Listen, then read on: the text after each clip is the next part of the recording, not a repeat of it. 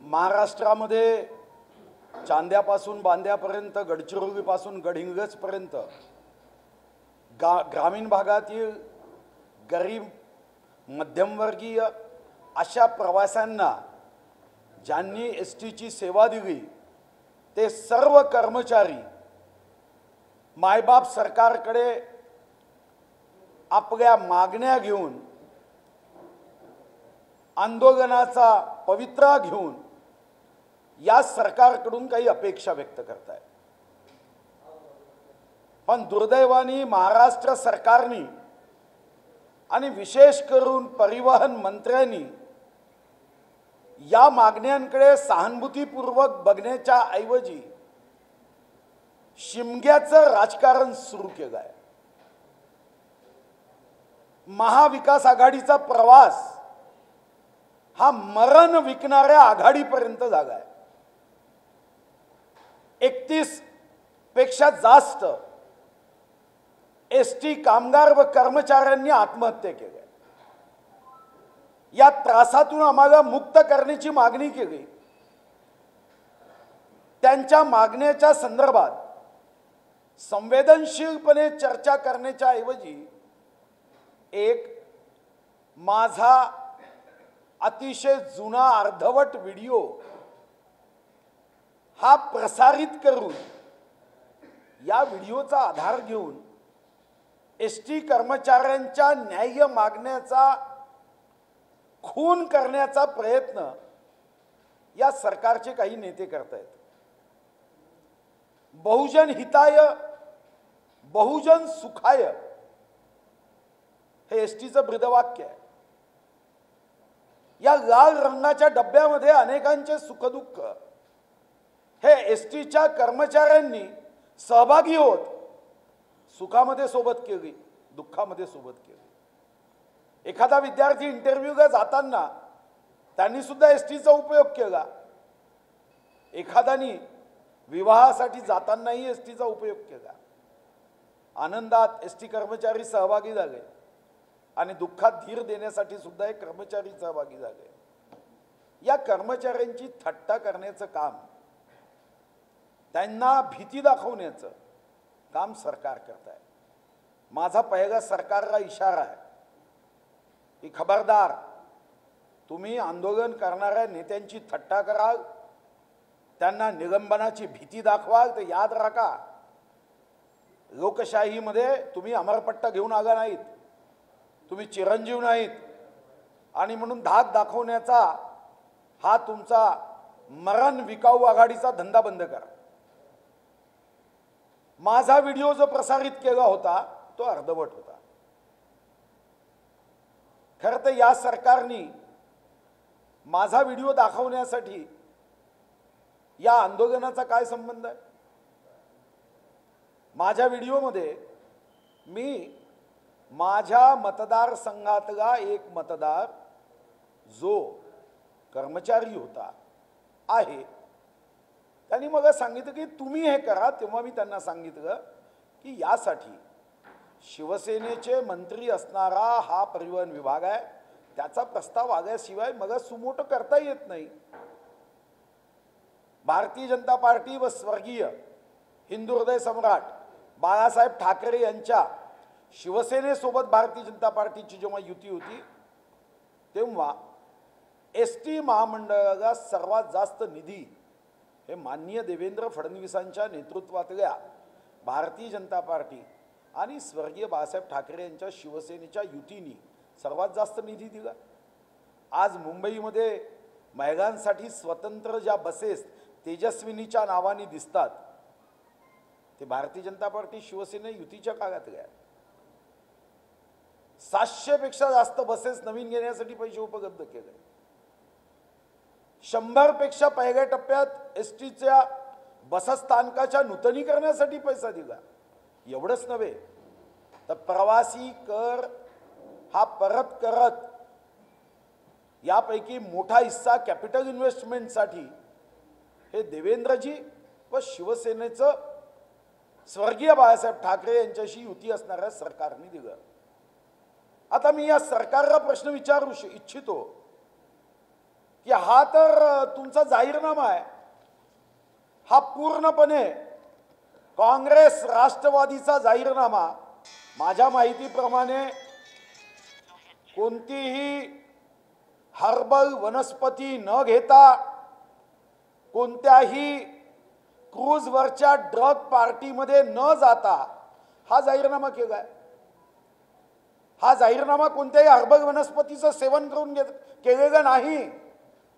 मग या जाहीरनाम्यामध्ये आपण स्पष्टपणे एकीकडे सांगत आहात, हा जाहीरनामाचा कागद मी तुम्हाला उपलब्ध करून देतो आणि माझ्या माहितीप्रमाणे तुम्ही प्रश्न विचारा की हा जाहीरनामा शुद्धीवर असताना केला की नाही केला. जर शुद्धीवर असताना केला असेल तर या जाहीरनाम्यामध्ये आपण सांगितलं आहे की एस टी महामंडळाचे अत्याधुनिकीकरण करणार, सक्षम परिवहन सेवा उभी करणार, शासनातर्फे अनुदान उपलब्ध करून देणार, नवीन बसेस घेणार आणि महत्त्वाचा मुद्दा एस टी कर्मचाऱ्यांना शासकीय सेवेतील कर्मचाऱ्यांप्रमाणे सर्व वेतन व भत्ते देणार. मग मागणी काय आहे? शासकीय सेवेत असणारे जे कर्मचारी आहे, आपण कोणतीही हर्बल वनस्पती न घेता जर जाहीरनामा लिहिलाय आणि या जाहीरनाम्यावर महात्मा ज्योतिराव फुले, शाहू महाराज, विश्वरत्न महामानव डॉक्टर बाबासाहेब आंबेडकरांचा फोटो आहे. एवढंच नव्हे, एस टी महामंडळाच्या वेबसाईटवर स्वतः या खात्याचे मंत्री व अध्यक्ष स्वतः काय म्हणतात, हे त्यांनी त्यांच्या वेबसाईटवर एस टी कर्मचाऱ्यांसाठी अध्यक्षांचा संदेश टाकलाय. अध्यक्षांचा संदेश काय? परिस्थिती कशीही असो, मनस्थिती खंबीर असावी. माझा आत्मिक बळावर, अभ्यासावर व सततच्या प्रयत्नावर विश्वास आहे. महामंडळाची सद्यस्थिती कितीही कठीण असली तरी अशक्य असे काहीच नाही. आपण आणि आपल्यातील क्रयशक्ती, आत्मबळ आपल्या संस्थेच्या आर्थिक दृष्टचक्रातून निश्चितच बाहेर आणू शकेल याची माझी खात्री आहे. आणि ते पुढे म्हणतात की मला कामगार प्रश्न व महामंडळाच्या समस्या जाणून घेऊन त्यात व्यक्तिगत लक्ष घालून त्या सोडवण्याचा प्रयत्न करायचा आहे. आता व्यक्तिगत जर आपल्याला लक्ष घालून सोडवण्याचा प्रयत्न करायचा आहे तर मग राजकारणामध्ये शिमगा का करताय तुम्ही? राष्ट्रवादी आणि काँग्रेसच्या जाहीरनाम्यात जी काही आश्वासनं दिली त्या आश्वासनाच्या संदर्भात खरं तर काँग्रेस राष्ट्रवादीवर साधारणतः मतदार आणि जनता विश्वास ठेवत नाही. पण आता या जाहीरनाम्यामध्ये एक विशेष वाक्याचा उपयोग त्यांनी केला. ते जाहीरनामा आणि वचननामा या शब्दाच्या ऐवजी त्यांनी आता शपथनामा हा शब्द उपयोगात आणला आणि हा शपथनामा शब्द उपयोगात आणताना ते म्हणतात की महाराष्ट्रासाठी आम्ही घेतलेली शपथ आहे, म्हणूनच या दस्तऐवजाचा उल्लेख आम्ही शपथनामा अशा शार्थ शब्दाने करीत आहोत. स्वराज्याचे तोरण बांधण्यासाठी अवघ्या 14व्या वर्षी शिवरायांनी बेल भंडारा उचलून शपथ घेतली आणि रयतेचं राज्य स्थापन झाले. हा शपथनामा मांडताना शिवरायांचीच प्रेरणा आमच्या मनात आहे. अरे छत्रपती शिवाजी महाराजांचं नाव घेऊन तुम्ही शपथनामा तयार केला. या शपथनाम्यामध्ये तुम्ही सांगितलं की सरकारी कर्मचाऱ्यांच्या प्रमाणे वेतन व भत्ते देऊ आणि आज राजकारण करता. अर्धवट व्हिडिओ दाखवून या संदर्भामध्ये एस टी कर्मचाऱ्यांचा मतभेद व्हावा यासाठी काम करतायत. खरं तर बहुजन हिताय व बहुजन सुखाय यामध्ये कर्मचारी हिताय व कर्मचारी सुखाय हा संदेश सुद्धा सामावलेला आहे. आज एस टी महामंडळाची प्रचंड अशी संपत्ती आहे. एस टीच्या कर्मचाऱ्यांनी रक्ताचं पाणी करून लाल रक्त आटवून ही लाल रंगाची बस जनतेच्या सेवेमध्ये नेहमी 1973 पासून 29 नोव्हेंबर 1973 आरटीसी ऍक्ट नुसार एसटी महामंडळाची सुरुवात झाली. आज 1973 पासून एसटीच्या कर्मचाऱ्यांनी जनतेची सेवा केली आहे. मी आपल्या माध्यमातून एसटी कर्मचाऱ्यांना निश्चितपणे या संदर्भामध्ये आश्वस्त करतो की भारतीय जनता पार्टी पूर्ण शक्तीने एसटी कर्मचाऱ्यांच्या पाठीशी आहे. भारतीय जनता पार्टीचे नेते आमदार गोपीचंद पडळकर, आमदार सदाभाऊ खोत हे भारतीय जनता पार्टीचे प्रतिनिधी म्हणून एसटी कामगारांच्या मागण्यांसाठी पूर्ण शक्तीने भारतीय जनता पार्टी उभी आहे. या सरकारने जर हे आंदोलन दडपण्याचा प्रयत्न केला तर हे सरकार या जनतेच्या क्रोधामध्ये निश्चितपणे लोकशाहीच्या मार्गाने भस्मसात होईल. पण ज्या एसटी कर्मचाऱ्यांवर अन्याय केला जाईल, ज्या एसटी कर्मचाऱ्यांचं निलंबन केलं जाईल, भारतीय जनता पार्टीच्या वतीने मी आश्वस्त करतो की जेव्हा जेव्हा जनता या महाराष्ट्राची सेवा करण्यासाठी छत्रपती शिवाजी महाराजांची जय म्हणत महाराष्ट्राला छत्रपती शिवाजी महाराजांच्या मार्गावर नेण्यासाठी आम्हाला संधी देईल, तेव्हा या सर्व आंदोलन करणारे ज्या कर्मचाऱ्यांना निलंबित केलं गेलं, ज्यांना सेवामुक्त करण्याचा डाव रचला जात आहे, या सर्वांना आंदोलन संग्राम सैनिक म्हणून दर्जा दिला जाईल.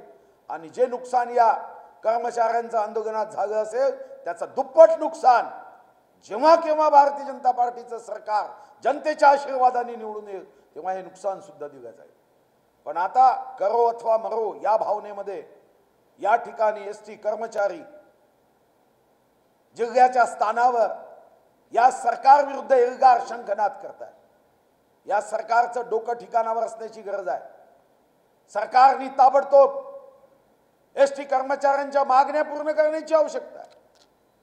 आणि जर या कर्मचाऱ्यांच्या मागण्या पूर्ण करताना तुम्हाला तुमची बॅलन्स शीट समजत नसेल तर ती सुद्धा आम्ही समजवायला तयार आहोत. मी मुद्दाम एसटी महामंडळाच्या संदर्भामध्ये सरकारने एक जरी छोटा निर्णय केला तरी एका मिनिटामध्ये एसटी महामंडळ हे ताबडतोब मुनाफ्यात येऊ शकेल. एसटी महामंडळाच्या संदर्भामध्ये 12,000 कोटी हा संचित तोटा काल माननीय मंत्री महोदयांनी सांगितलं. पण हे सांगायला ते विसरले की या 1.5 वर्षामध्ये सरकारच्या चुकीच्या धोरणाने 6,000 कोटीचा तोटा झाला. 12,000 कोटीपैकी 6,000 कोटीचा तोटा हा 1.5 वर्षामध्ये सरकारच्या चुकीच्या धोरणाने झाला आहे.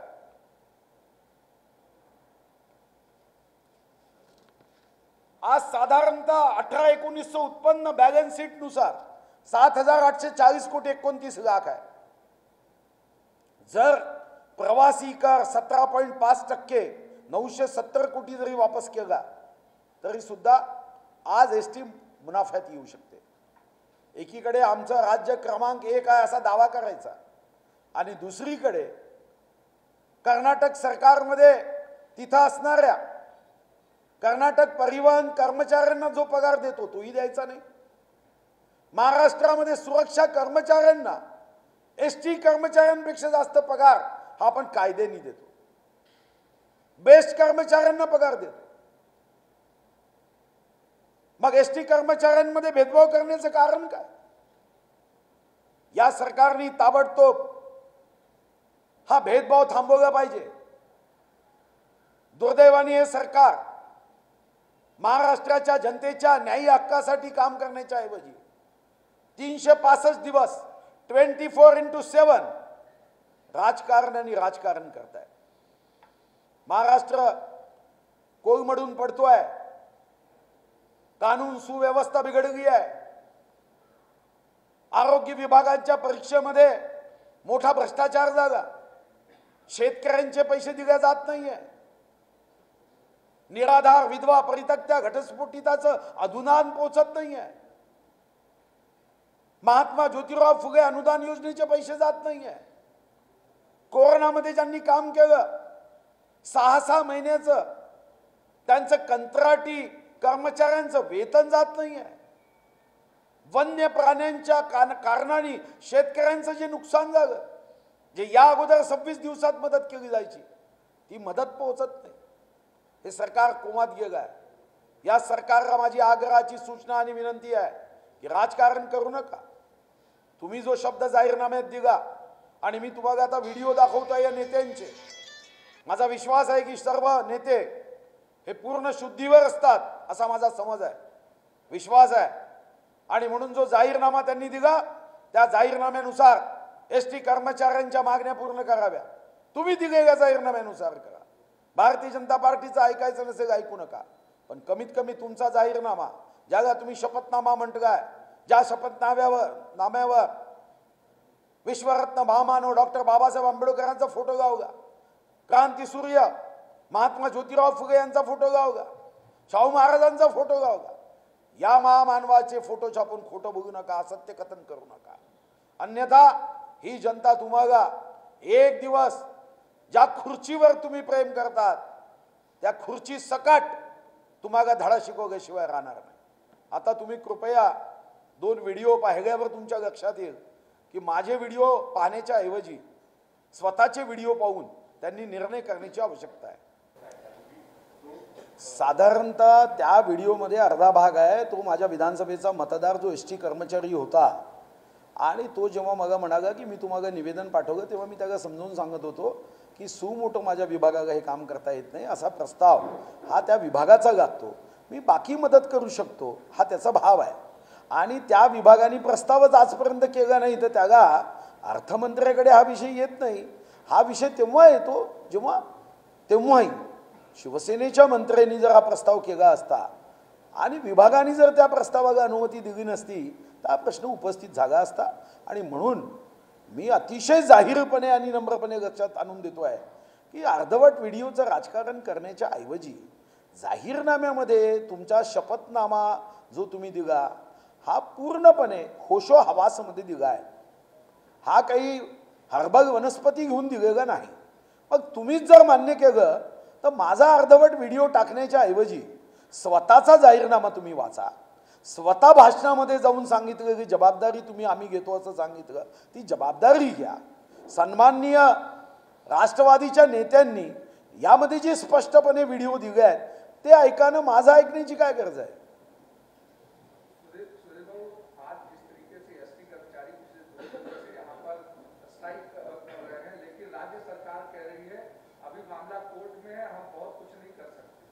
देखो मामला कोर्ट में तो सरकार लेके गई है.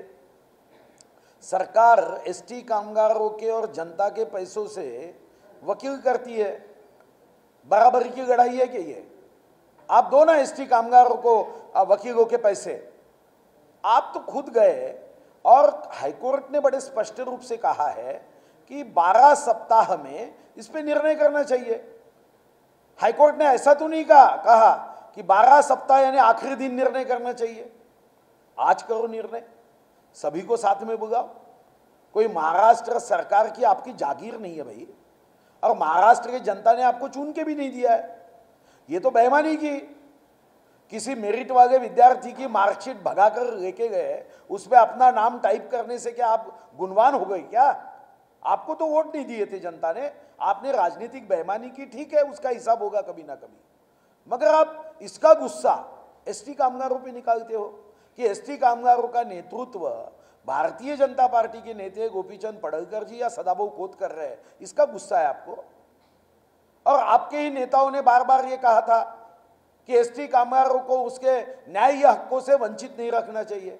बाजू के कर्नाटक सरकार के अगर वेतन ज्यादा है तो क्या कर्नाटक से भी हम निपटा रहे क्या? हम इतने निकम्मे हैं कि हमसे ज्यादा वेतन कर्नाटक में मिलेगा? ये कौन सा महाराष्ट्र है? और आप ही कहते हो कि कितना भी समस्या निर्माण हो जाए हम एसटी कामगारों के साथ में हो. तो ये अभी महाविकास आघाड़ी से मरण विकणारी आघाडी ऐसा सफर शुरू हो गया.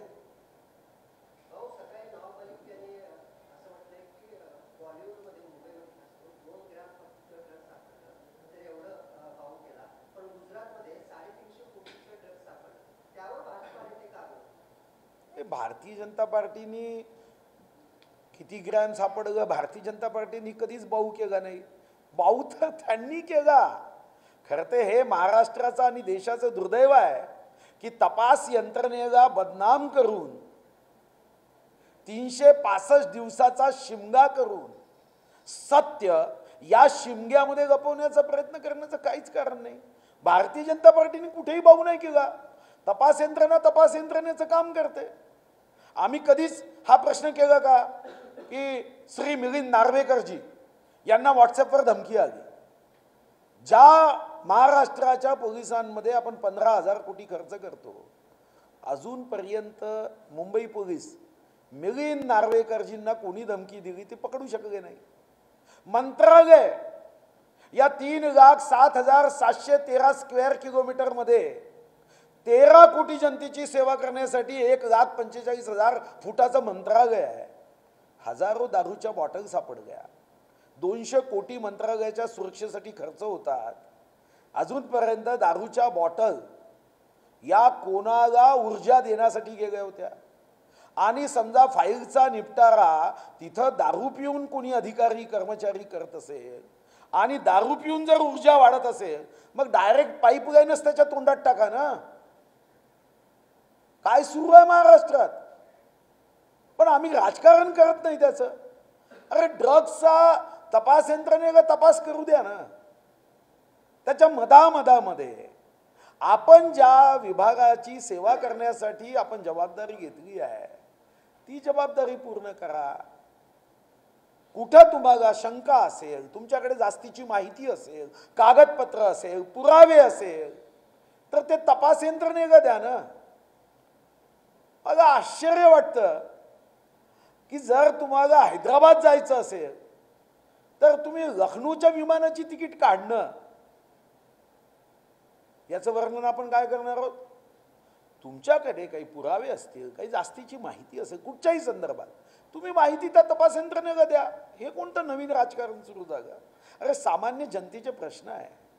8,66,000 विद्यार्थी आरोग्य सेवेच्या परीक्षेला बसले आणि फुकट नाही बसले. 600-400 रुपये फी घेतली. सरकारने 40 कोटी रुपये त्या बेरोजगार विद्यार्थ्यांकडून वसूल केले आणि ब्लॅकलिस्टेड कंपनीला काम दिलं. जी ब्लॅकलिस्टेड कंपनी अनेक परीक्षा मंडळांनी तडीपार केली, त्याच्यावर तुम्ही भाष्य नाही करत. आणि तुमचं भाष्य काय? तर शाहरुख खान नावाचे कोणी गृहस्थ आहे, त्यांच्या मुलांनी इतके ग्रॅम ड्रग घेतलं, तेवढे ग्रॅम ड्रग घेतलं. पण एकदा तरी शब्दांनी असं म्हणालात का, बेटा ये ड्रग लेना बुरा है, साप छोटा भी रहो या बड़ा भी रहो, जहर जहर होता है. आता तो 10 फुटाचा साप आहे म्हणून त्याचं जहर जास्त आहे आणि तो 1 फुटाचा नाग आहे म्हणून जहर कमी आहे, असं कधी होते का? हे काही तर्क आहे का की 2 ग्रॅम की 2 किलो? ड्रग आहे. सर्वांनी मिळून विरोध केला पाहिजे. माझं तर मत आहे की आम्ही सर्वांनी मिळून या संदर्भामध्ये एकत्रितपणे या देशासाठी या स्वातंत्र्याच्या अमृत महोत्सवात हे विष थांबवण्याचा प्रयत्न केला पाहिजे. हे काय राजकारणाचा विषय आहे का?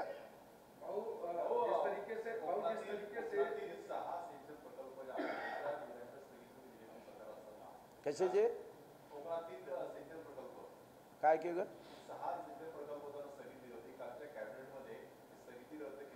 नाही, मला माहिती नाही. मी माहिती घेऊन बोलू. जिस तरीके से ड्रग्स को लेकर के राजनीति शुरू है, अब नवाब मलिक कह रहे हैं कि गुजरात में इतना बड़ी मात्रा में ड्रग्स पकड़ा जाता है, जीडीपी के नेता कुछ बात नहीं करते. महाराष्ट्र में मुझे आश्चर्य हो रहा है कि हम तो वही कहते हैं ना कि जिस राज्य में ड्रग्स आएगा पकड़ा जाना चाहिए. इतने मात्रा में पकड़ा गया, इसका अर्थ क्या? इसका अर्थ महाराष्ट्र में पकड़ा नहीं जा रहा है. फिर ऐसा है क्या? हम क्या बोलते हैं?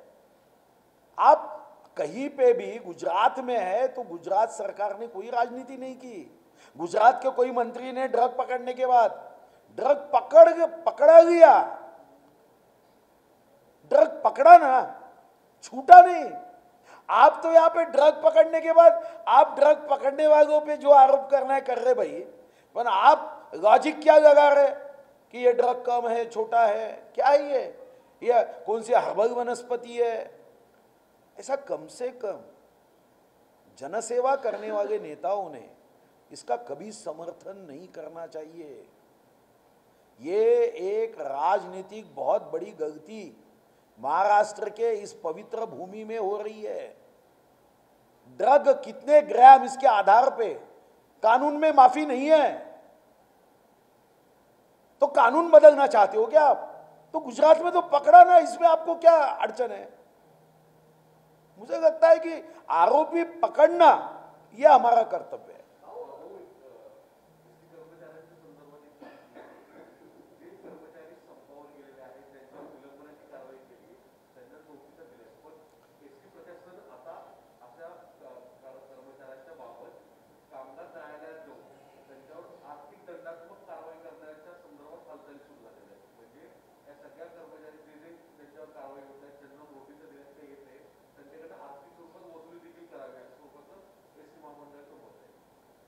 असं आहे, जेव्हा तुम्ही दमनकारी नीतीचा अवलंब करता, कपट नीतीचा अवलंब करता, सत्तेचा जेव्हा माज चढतो, तेव्हा ही मस्ती जनता निश्चितपणे निवडणुकीत उतरवत असते। आमची भूमिका ही दमनकारी असता कामा नये, आमची भूमिका ही सामंजस्याची असावी।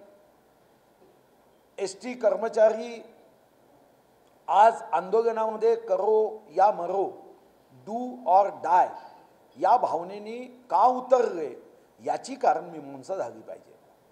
आणि ही कारणमीमांसा करून तुम्ही आज निलंबन कराल, उद्या आमचं सरकार आलं तर या सर्वांना मी निश्चितपणे माननीय देवेंद्रजींना चर्चा करेन, यांना आंदोलन संग्राम सैनिकचा दर्जा देऊन डबल पगार देऊ।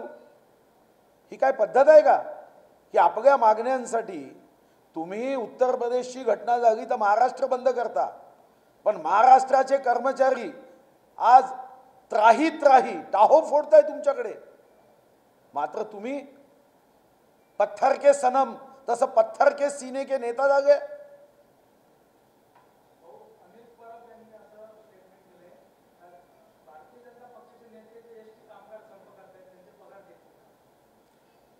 अरे मला तर आश्चर्य वाटतं की असे तर्कशून्य प्रश्न विचारायचे, त्यांचे पगार भारतीय जनता पार्टी आणि मग त्यांचे पगार काय शिवसेना भवन देत आहे का? ओ पगार ते स्वतःच जनतेच्या करातून जी तिजोरी आहे ते देतात। असे मला असं वाटतं काय झालं या महाराष्ट्राच्या नेत्यांना? पगार काय गोपीचंद पडळकरजी देणार आहे? आपण काय प्रश्न करतो? आणि मग मी अनिल परब साहेबांना प्रश्न करतो की ते अनेक कर्मचाऱ्यांच्या आंदोलनात जायचे मागण्या घेऊन, तर मग ते स्वतःकडून पैसे द्यायचे की सचिन वाजे जे पैसे जमा करून द्यायचा त्याच्यातून पैसे द्यायचे? आश्चर्यजनक आहे। आपण अतिशय निम्न राजकारणाचा दर्जा गाठतोय। काय माझा व्हिडिओ दाखवायचा? अहो तुम्ही त्यांचे प्रश्न सोडवा ना, तुमचा जाहीरनामा वाचा, तुम्ही जे हर्बल वनस्पती न घेता शपथनामा दिला तो वाचा।